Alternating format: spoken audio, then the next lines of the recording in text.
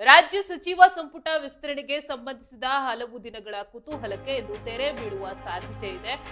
ದೆಹಲಿಯಲ್ಲಿ ಹೈಕಮಾಂಡ್ ನಿರ್ಣಾಯಕ ಸಭೆ 20 ನೂತನ ಸಚಿವರ ಪಟ್ಟಿಗೆ ಹಿಂದೆ ಮುದ್ರೆ ಬೀಳುತ್ತಾ ಎಂಬುದನ್ನ ಕಾದು ನೋಡಬೇಕಾಗಿದೆ. ಬೆಳಗ್ಗೆ 11:30ಕ್ಕೆ ಸಭೆ ನಡೆಯಲಿದ್ದು ರಾಹುಲ್ ಗಾಂಧಿ ಖರ್ಗೆ ಭೇಟಿಯಾಗಲಿರುವ ಸಿಎಂ ಡಿಕೆ ಶಿವಕುಮಾರ್ ಸಿದ್ದರಾಮಯ್ಯ ಹೊಸ ಮುಖಗಳಿಗೆ ಚಾನ್ಸ್ ಸಿಗುತ್ತಾ?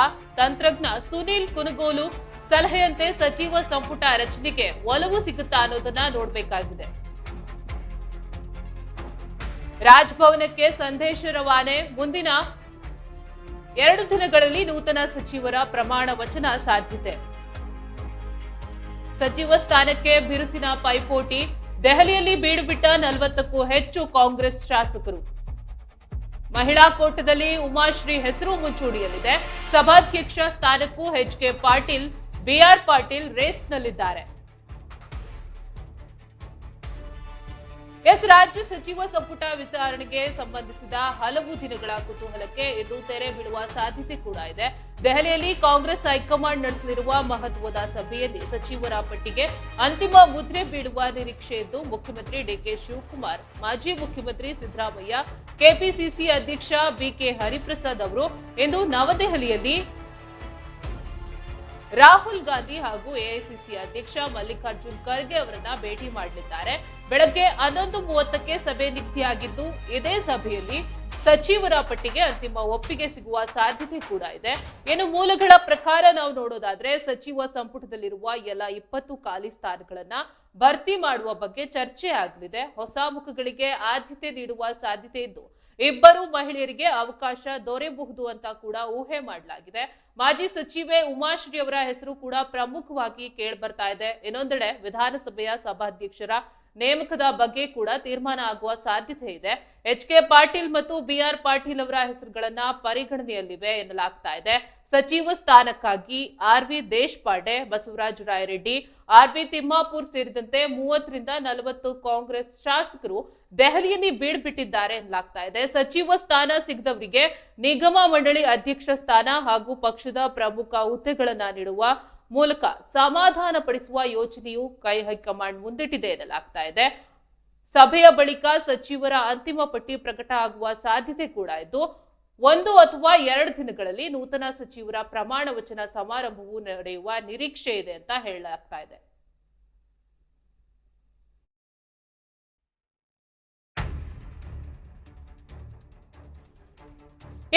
ರಾಜ್ಯ ಸಚಿವ ಸಂಪುಟ ವಿಸ್ತರಣೆಯ ಬಗ್ಗೆ ಹಲವು ದಿನಗಳಿಂದ ನಡೀತಾ ಇದ್ದ ಚರ್ಚೆಗೆ ಇಂದು ತೆರೆ ಬೀಳುವ ಸಾಧ್ಯತೆ ಇದೆ. ಕಾಂಗ್ರೆಸ್ ಹೈಕಮಾಂಡ್ ದೆಹಲಿಯಲ್ಲಿ ನಡೀತಾ ಇರುವ ಮಹತ್ವದ ಸಭೆಯಲ್ಲಿ ಸಚಿವರ ಪಟ್ಟಿಗೆ ಅಂತಿಮ ಮುದ್ರೆ ಬೀಳೋ ನಿರೀಕ್ಷೆ ಕೂಡ ಇದೆ. ಈ ಬೆಳವಣಿಗೆಗಳ ಬಗ್ಗೆ ಮತ್ತಷ್ಟು ಮಾಹಿತಿ ನೀಡೋಕೆ ನ್ಯೂಸ್ ಡೆಸ್ಕ್ ಇಂದ ಮನೋಜ್ ನಮ್ಮ ಜೊತೆ ದೂರವಾಣಿ ಸಂಪರ್ಕದಲ್ಲಿದ್ದಾರೆ.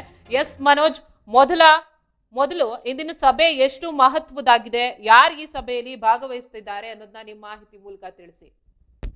ಹೌದು ಸುರೇಖಾ, ಇಂದು ರಾಜ್ಯ ಕಾಂಗ್ರೆಸ್ ಅತ್ಯಂತ ನಿರ್ಣಾಯಕ ಕೂಡ ಸಭೆಯಾಗಿದೆ ಅಂತ ಹೇಳ್ಬೋದು. ಮುಖ್ಯಮಂತ್ರಿ ಡಿಕೆ ಶಿವಕುಮಾರ್, ಮಾಜಿ ಮುಖ್ಯಮಂತ್ರಿ ಸಿದ್ದರಾಮಯ್ಯ ಹಾಗೂ ಕೆಪಿಸಿಸಿ ಅಧ್ಯಕ್ಷ ಬಿಕೆ ಹರಿಪ್ರಸಾದ್ ಅವರು ದೆಹಲಿಯಲ್ಲಿ ಕೂಡ ಲೋಕಸಭೆ ಪ್ರತಿಪಕ್ಷ ಆದಂತಹ ನಾಯಕರಾದಂತಹ ರಾಹುಲ್ ಗಾಂಧಿ ಮತ್ತು ಐಐಸಿ ಅಧ್ಯಕ್ಷ ಮಲ್ಲಿಕಾರ್ಜುನ್ ಖರ್ಗೆ ಅವರನ್ನ ಕೂಡ ಭೇಟಿ ಮಾಡಲಿದ್ದಾರೆ. ಬೆಳಿಗ್ಗೆ ಅಂತಂದ್ರೆ ಇವತ್ತು 11:15ಕ್ಕೆ ನಿಗದಿಯಾಗಿರುವ ಈ ಸಭೆಯಲ್ಲಿ ಸಚಿವ ಸಂಪುಟ ವಿಸ್ತರಣೆ ಬಗ್ಗೆ ಕೂಡ ಅಂತಿಮ ನಿರ್ಧಾರ ಕೈಗೊಳ್ಳುವ ಸಾಧ್ಯತೆ ಇದೆ ಅಂತ ಹೇಳ್ತಿದೆ. ಕಳೆದ ಕೆಲವು ವಾರಗಳಿಂದ ರಾಜ್ಯ ನಾಯಕರೊಂದಿಗೆ ಹೈಕಮಾಂಡ್ ಹಲವು ಸುತ್ತಿನಲ್ಲಿ ಕೂಡ ಮಾತುಕತೆ ನಡೆಸಿದ್ದು ಈಗ ಅಂತಿಮ ಪಟ್ಟಿಗೆ ನೀಡುವ ಹಂತಕ್ಕೆ ಬಂದಿದೆ ಅಂತ ಹೇಳ್ಬೋದು ಸುರೇಖಾ. ಇಲ್ಲಿ ಸಚಿವ ಸಂಪುಟದಲ್ಲಿ ಎಷ್ಟು ಸ್ಥಾನಗಳು ಭರ್ತಿ ಆಗ್ತಾ ಇವೆ, ಯಾವ ಮಾನದಂಡಗಳನ್ನ ಇಲ್ಲಿ ಪರಿಗಣನೆ ಮಾಡಲಾಗ್ತಾ ಇದೆ ಮನೋಜ್? ಸದ್ಯ ಸಚಿವ ಸಂಪುಟದಲ್ಲಿ ಕೂಡ ಖಾಲಿ ಇರುವ ಎಲ್ಲಾ 20 ಸ್ಥಾನಗಳು ಕೂಡ ಭರ್ತಿ ಮಾಡುವ ಸಾಧ್ಯತೆ ಹೆಚ್ಚಿದೆ ಅಂತ ಹೇಳ್ಬೋದು ಸುರೇಖಾ.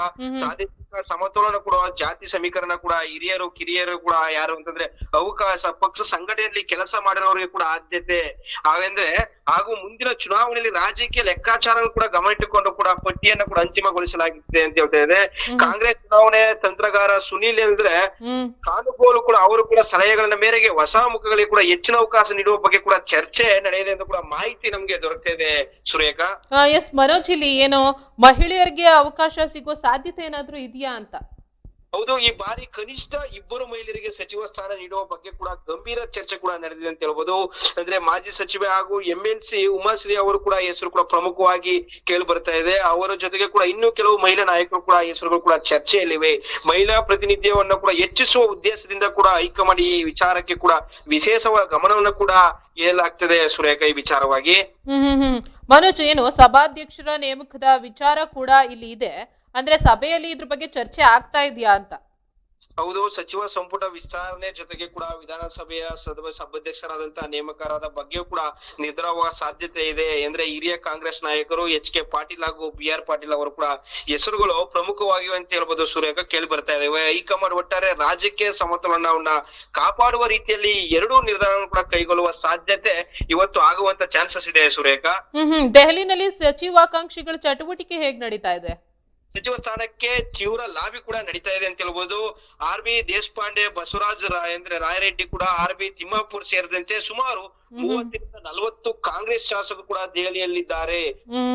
ಹಲವರು ನಾಯಕರನ್ನು ಕೂಡ ಭೇಟಿ ಮಾಡಿ ತಮ್ಮ ಪರವಾಗಿ ಮನವಿಯನ್ನು ಕೂಡ ಮಾಡುತ್ತಿದ್ದಾರೆ. ಮಲ್ಲಿಕಾರ್ಜುನ್ ಖರ್ಗೆ ಅವರು ಕೂಡ ಜನ್ಮದಿನದ ಶುಭಾಶಯಗಳಂದ್ರೆ ಇವತ್ತು ತಿಳಿಸುವ ನೆಪದಲ್ಲಿ ಅನೇಕ ನಾಯಕರು ಕೂಡ ಭೇಟಿಯಾಗಲಿದ್ದಾರೆ ಅನ್ನೋ ಕೂಡ ಎನ್ನಲಾಗಿದೆ. ಹೀಗಾಗಿ ದೆಹಲಿಯಲ್ಲಿ ರಾಜಕೀಯ ಚಟುವಟಿಕೆಗಳು ತೀವ್ರಗೊಂಡಿದೆ ಅಂತ ಹೇಳ್ಬೋದು. ಯಾಕಂದ್ರೆ ಇವತ್ತು ಮಲ್ಲಿಕಾರ್ಜುನ್ ಖರ್ಗೆ ಅವರ ಜನ್ಮದಿನ ಆದ ಕಾರಣ ಶುಭಾಶಯ ತಿರುವ ನೆಪದಲ್ಲಿ ಕೂಡ ಹೋಗಿ ಅವರ ಸಚಿವ ಸಂಪುಟ ನಮಗೆ ಕೊಡಿ, ನಮ್ಗೆ ಸಚಿವ ಸ್ಥಾನ ಸಿಗ್ಬೇಕು ಅಂತ ಕೂಡ ಮನವಿ ಮಾಡುವ ಸಾಧ್ಯತೆ ಈ ನೆಪದಲ್ಲಿ ಹೋಗಿ ಕೂಡ ಮನವಿ ಮಾಡ್ತಾ ಇದಾರೆ ಅಂತ ಕೂಡ ನಮ್ಗೆ ಮಾಹಿತಿ ದೊರಕ್ತಿದೆ ಸುರೇಖಾ. ಏನು ಸಚಿವ ಸ್ಥಾನ ಸಿಗ್ದವ್ರನ್ನ ಹೇಗ್ ಸಮಾಧಾನ ಪಡಿಸೋ ಸಾಧ್ಯತೆ ನಡೀತಾ ಇದೆ ಮನೋಜ್? ಹೈಕಮಾಂಡ್ ಈ ಬಗ್ಗೆ ಕೂಡ ಯೋಜನೆ ರೂಪಿಸಿದ್ದೆ. ಸಚಿವ ಸ್ಥಾನ ಸಿಗದ ಹಿರಿಯ ಹಾಗೂ ಅಸಮಾಧಾನಗೊಂಡ ಶಾಸಕರಿಗೆ ನಿಗಮ ಮಂಡಳಿ ಕೂಡ ಅಧ್ಯಕ್ಷ ಸ್ಥಾನಗಳು ಕೂಡ ಪಕ್ಷದ ಪ್ರಮುಖ ಹುದ್ದೆಗಳು ಹಾಗೂ ಇತರ ಜವಾಬ್ದಾರಿಗಳನ್ನು ನೀಡುವ ಮೂಲಕ ಕೂಡ ಸಮತೋಲನ ಸಾಧಿಸಲು ಕೂಡ ಕಾಂಗ್ರೆಸ್ ನಾಯಕತ್ವ ಏನಿದೆ ಪ್ರಯತ್ನ ಇದೆ ಅಂತ ಹೇಳ್ಬೋದು. ಸಚಿವ ಸಂಪುಟ ವಿಸ್ತರಣೆ ಬಗ್ಗೆ ಕೂಡ ಯಾವುದೇ ಅಸಮಾಧಾನ ಕೂಡ ಬಹಿರಂಗವಾಗದಂತೆ ನೋಡಿಕೊಳ್ಳುವ ಉದ್ದೇಶ ಕೂಡ ಇದಾಗಿದೆ ಅಂತ ಹೇಳ್ಬೋದು ಸುರೇಖಾ. ಅಂದ್ರೆ ಪ್ರಮಾಣ ವಚನ ಸಮಾರಂಭ ಯಾವಾಗ ನಡೆಯೋ ಸಾಧ್ಯತೆ ಇದೆ? ಮೂಲಗಳ ಪ್ರಕಾರ ಮುಖ್ಯಮಂತ್ರಿ ಕಚೇರಿಯಿಂದ ಈಗಾಗಲೇ ರಾಜಭವನಕ್ಕೂ ಕೂಡ ಮಾಹಿತಿ ರವಾನೆ ಆಗಿದೆ ಕೂಡ. ಹೈಕಮಾಂಡ್ ಅಂತಿಮ ಒಪ್ಪಿಗೆ ನೀಡದೆ ತಕ್ಷಣವೇ 1 ಅಥವಾ 2 ದಿನಗಳ ನೂತನ ಸಚಿವರ ಪ್ರಮಾಣ ವಚನ ಕೂಡ ಸಮಾರಂಭ ನಡೆಯುವ ಸಾಧ್ಯತೆ ಇದೆ. ಅಂತಿಮ ಪಟ್ಟಿಯ ಘೋಷಣೆ ಕೂಡ ಬಳಿಕ ರಾಜ್ಯಕ್ಕೆ ಬಲವನ್ನು ಇನ್ನಷ್ಟು ಕೂಡ ವೇಗ ಪಡೆಯಲಿದೆ.